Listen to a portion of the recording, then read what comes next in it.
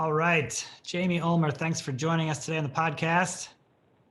We're excited to talk to you. Thank Jamie, you. for those of you who can't see us or listen to the podcast, Jamie's already retired once, and he looks like he's about my age, about mid-40s. So I'm not sure how he's pulled that off, but we'll get into that in a second.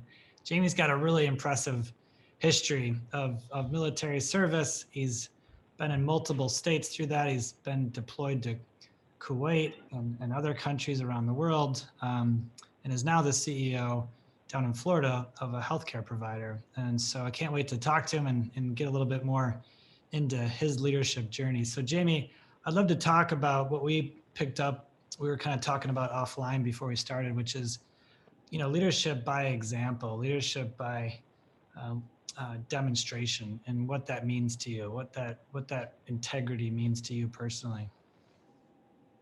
Hey, well, first I want to say thank you, Tom, for having me. I've had the opportunity to work with you on multiple occasions and multiple years now with your leadership courses and leadership trainings, and it's definitely been something that's been near and dear to my heart.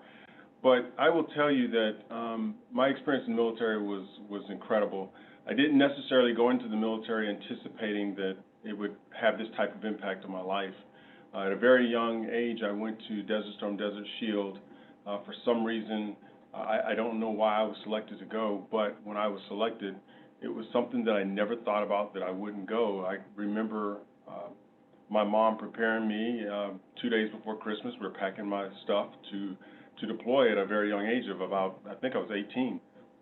And of course, I'm pretty sure in her heart she was thinking of Vietnam, and here I'm thinking of this young kid going off to war, leaving college to do that. And so I've been looked at by my family as the patriarch, by my mom's side of the family, my dad's side of the family, for many years. And so this was the first time of stepping into a leadership role, I believe, for our family. My younger brother, this was the first time that I got to look him in his eyes. It's sometimes even emotionally to even talk about that, because this is the first time that as a leader of my family, I'm seeing my younger brother come into life at this stage where he's having to watch his older brother go off to war and not be emotional and be the patriarch while I'm deployed. And so that was the first step of actually understanding and knowing what leadership was about, leading by example and watching your family follow your footsteps.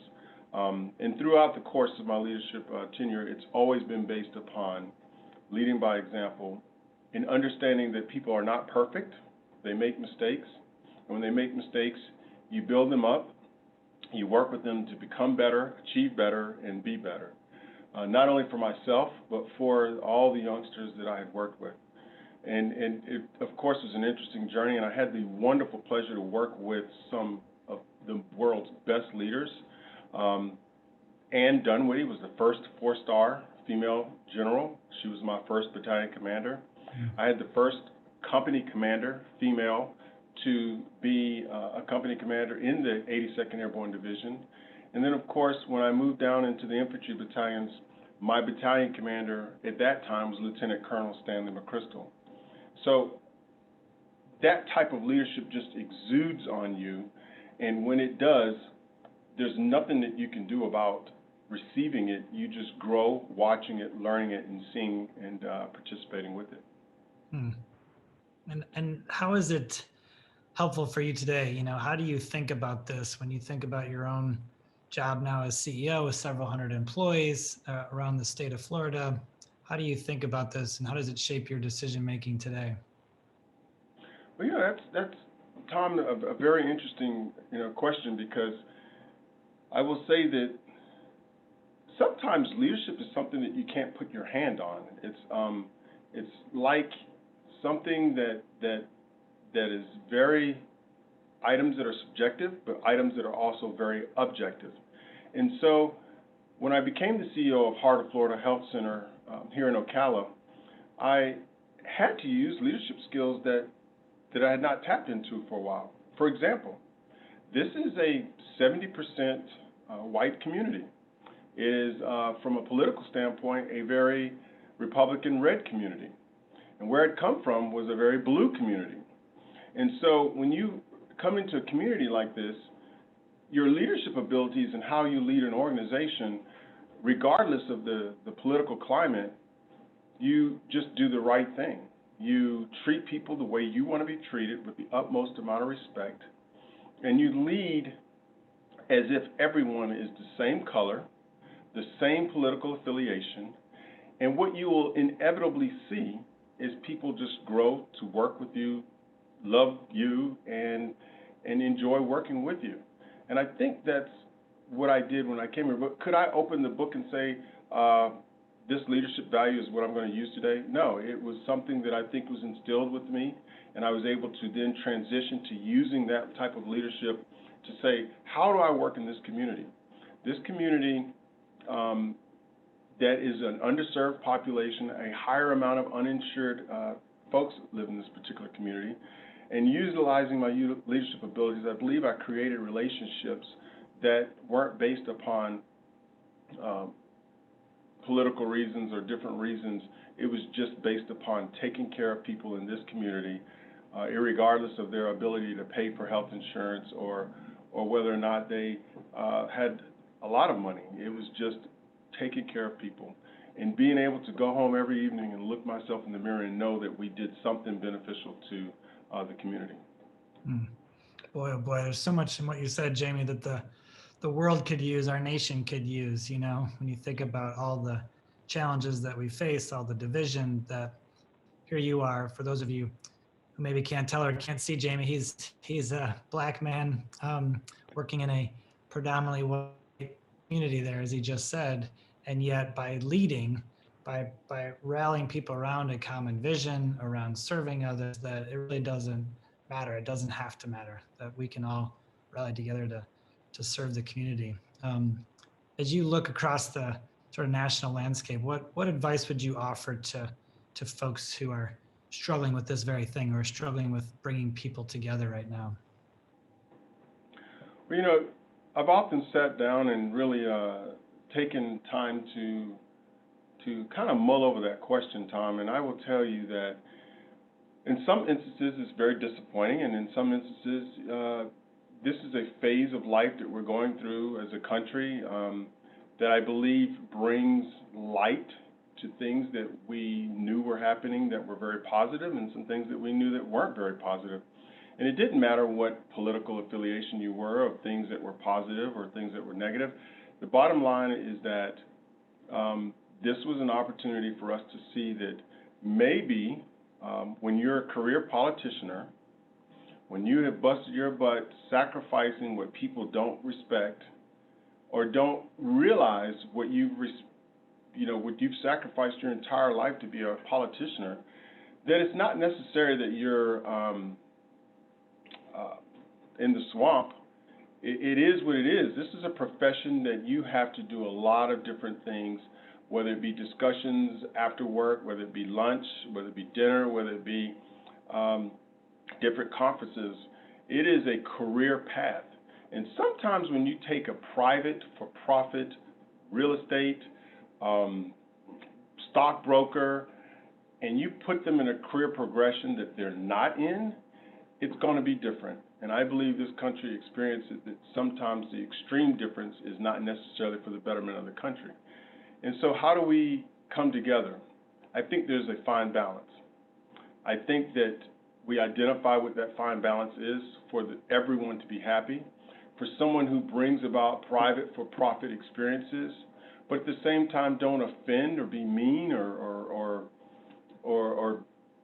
belittle someone, and we just treat everyone with the utmost amount of respect and courtesy.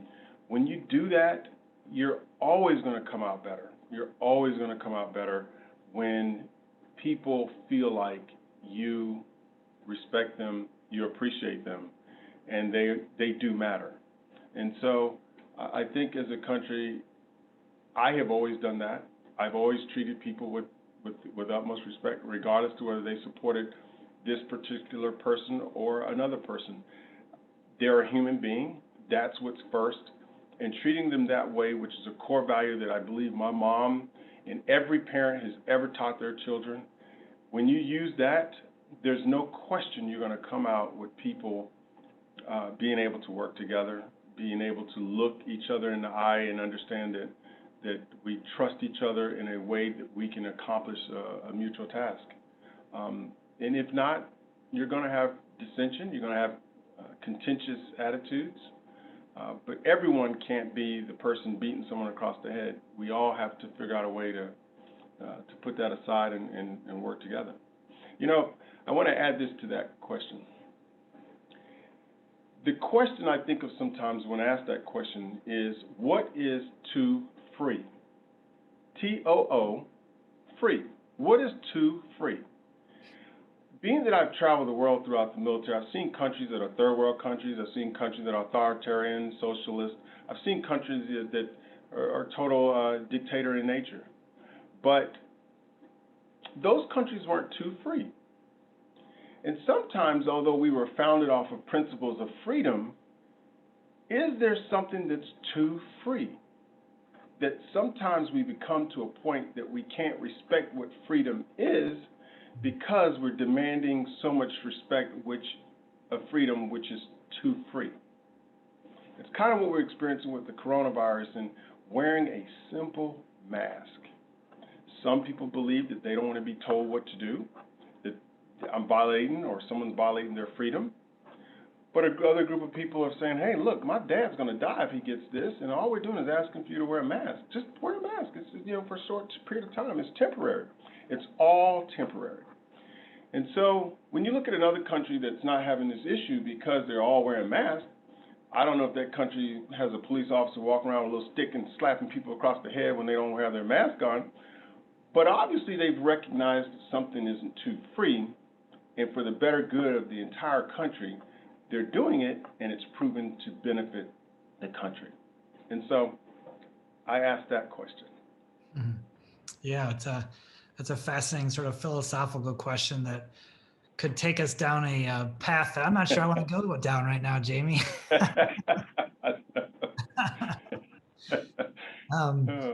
But it is a fascinating time that we live in that's so divisive, even around to your point, a simple concept, freedom, that you're putting out there. Well, that's interesting. I don't know. Is there such a thing as too much freedom? And these are the fun sorts of conversations that we get to have on this podcast. As you transition from military into the for-profit world primarily, because of this heart of service that you have.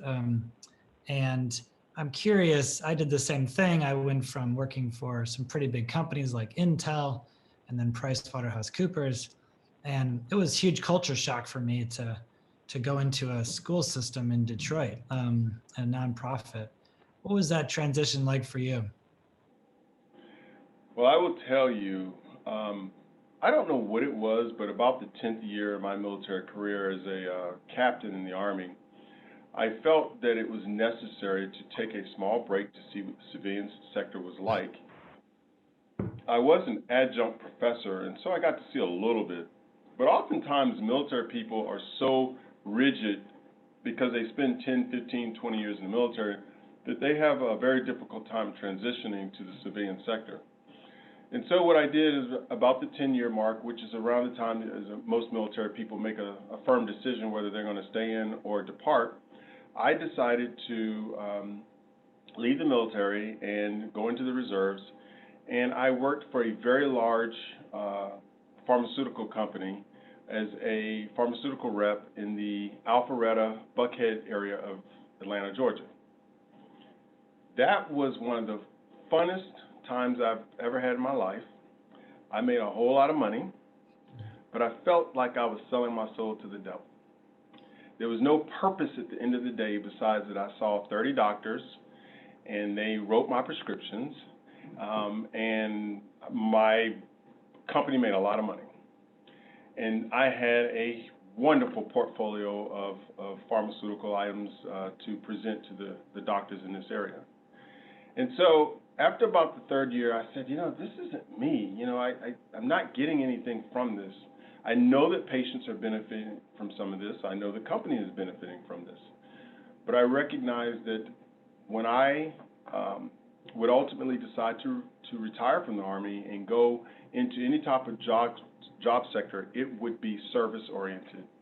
And so I went back in the military, deployed to Iraq, did the remaining amount of years for the requirement for me to retire.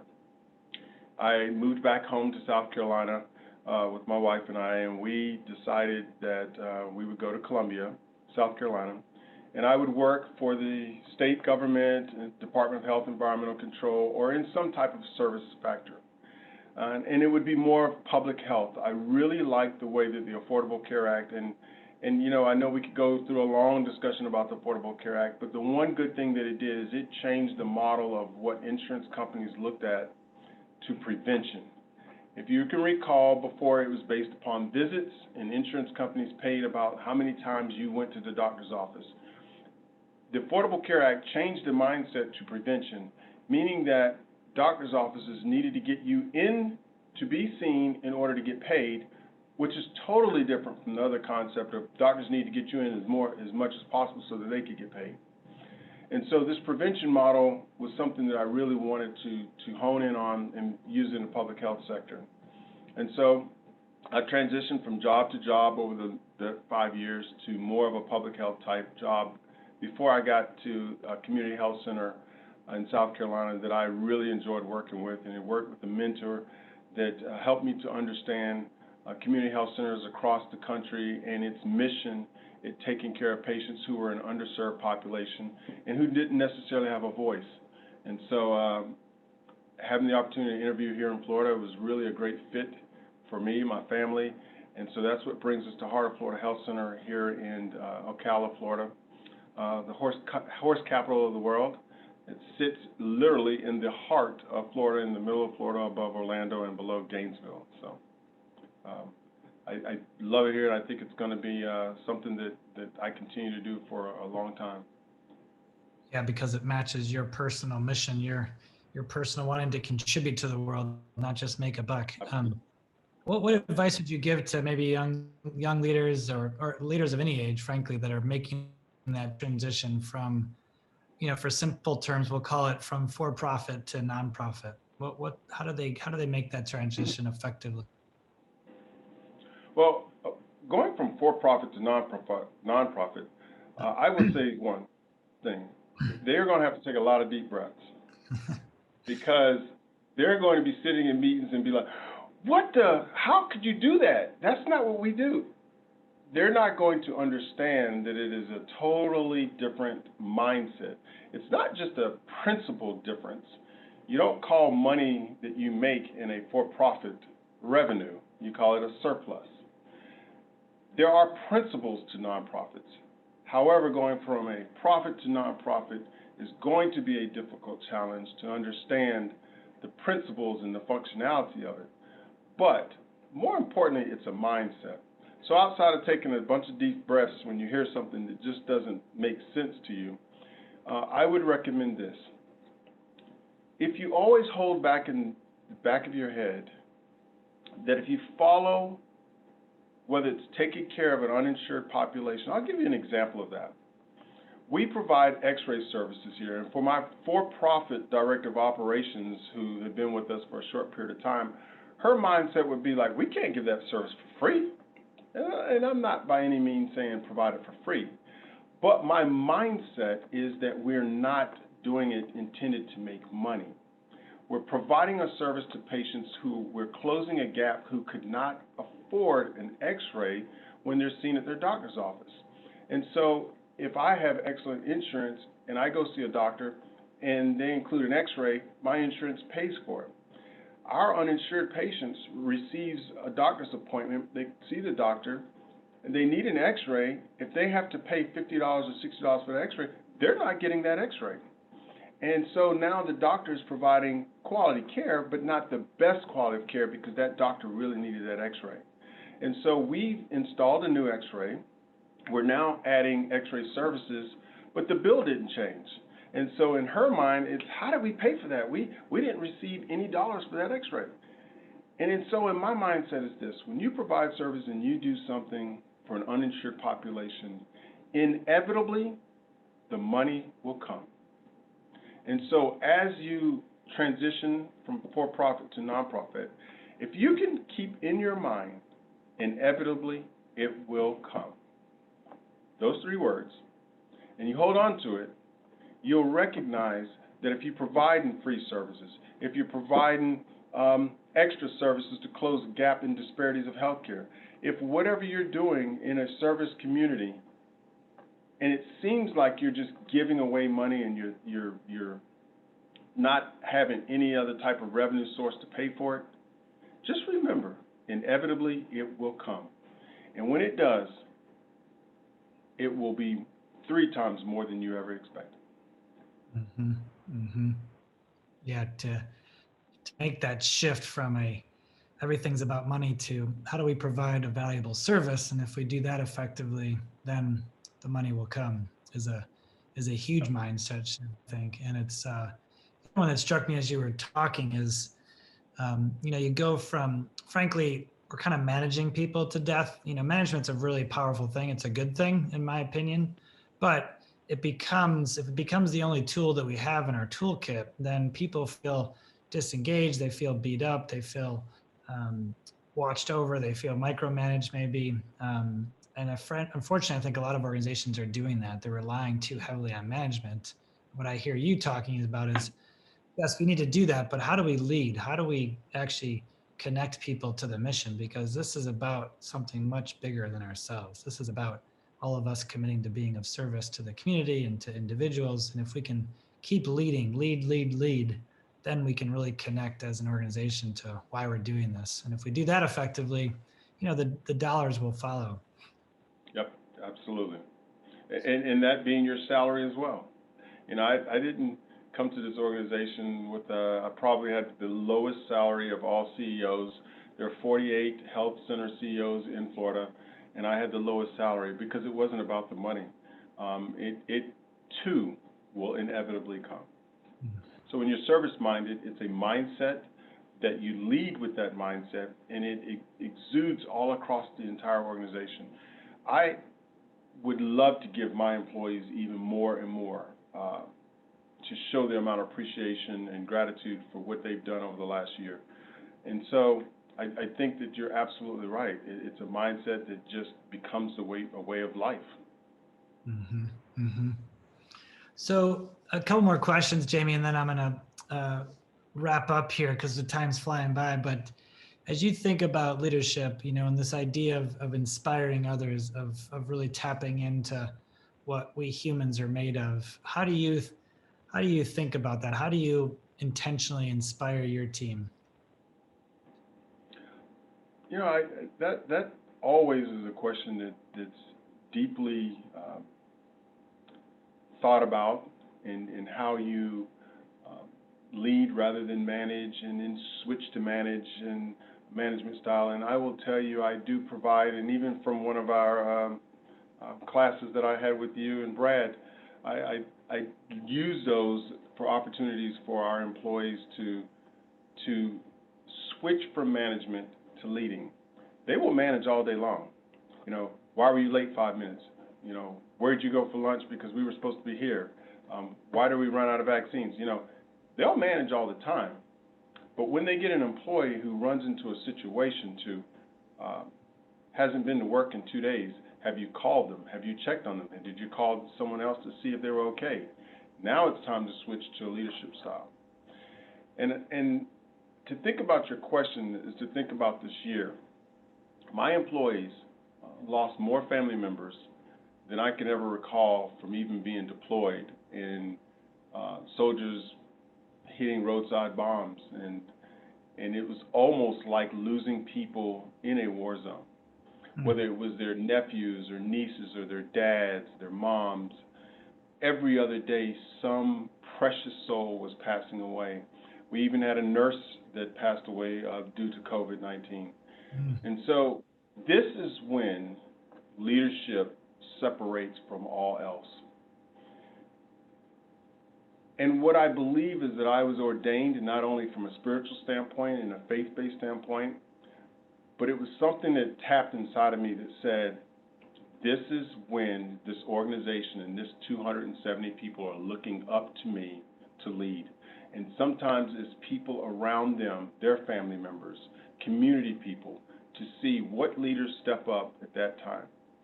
And I will tell you that one of the biggest things that I held on to during that time frame is, one, having faith that it would get better. Things would be better. It will work out. You don't always have the specific answers, but you carry on to that positive attitude, and you remember that everyone is looking at you. Everyone is depending on you. Every single person, people that are children, family members around the employees that you're leading are looking at you. If he's okay, we're okay. And so being the work first, stepping up, being the first to take the flu shot, in line where they can see me, embodying this type of presence that seemed as if I could get out in front and everyone would be protected. Knowing that we were going through a tough time. Day to day, I wasn't sure if we were going to have to lay off people or change salaries, but they never saw me wavered. They never saw me feeling as if, woe is me, I don't know what we're going to do, or have this presence of walking around like we were doomed and gloomed. And so even though I didn't have all the answers, even though there wasn't a textbook of what to do today or what to do tomorrow, it was this presence of standing tall, looking confident, knowing that even on this roughest day we were going to still be okay. It has carried this organization tremendously through COVID, and we're now in the phases of preparing for administration of the vaccine to our community. And we have come through COVID as an organization stronger than when we went in because of this, I think, resilient type of leadership and understanding and knowing that at the end of the day, we're all still going to be okay. Mm-hmm. Mm-hmm. It's a lot. It's a lot. And my hat's off to you, Jamie. It's been such a challenging year for you and all sorts of leaders out there to manage this pandemic. And just congrats on the job you've done and continue to do, being on the front lines of healthcare. So maybe we can wrap up with some thoughts on book recommendations. What book would you recommend, or books that really stand out to you? Well, you know, I played sports in high school and all prior to high school, and always felt that sports added values to kids that, you know, parents can't teach. Different experiences in life couldn't teach. And I will tell you, in your previous question, that there wasn't, if you can recall, something that you could write down that was specific to that answer. It's not sometimes the things that you can put your hands on. God bless you. It's sometimes those things that you can't touch or put your hand on that takes you over the top. And so I will tell you, I'm just going to be honest with you. I don't do social media, and I've never done social media. I feel like when it's time for my brain to relax and rest, social media doesn't allow it to do that, and so I choose not social media. And I also choose not to be judged. Yeah. He's not kidding here, folks. I tried to get him on LinkedIn. He wouldn't follow me. So. Yeah. Well, I wanted to do LinkedIn until they were purchased by Google or Amazon. They were purchased by one of them. You don't know that they are owned by one of them. And so everything you put on LinkedIn, they now can draw a picture or know who you are. And so the second thing about social media is that I don't want to be judged by someone else's comments or how they feel.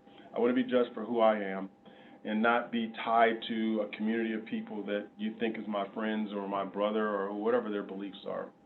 And so I read several books from Coach Tony Dungy. There was something about him that led his players at multiple different teams throughout his career that his players just grew to love him as a leader and as a mentor. And one of his books, The Mentor Leader, which is one book, was an amazing book because of how he led people while at the same time mentoring. This is a man who lost a child due to suicide. This is a man who lost major football games, who went with very many ups and downs in life. And so from a career side and from a personal side.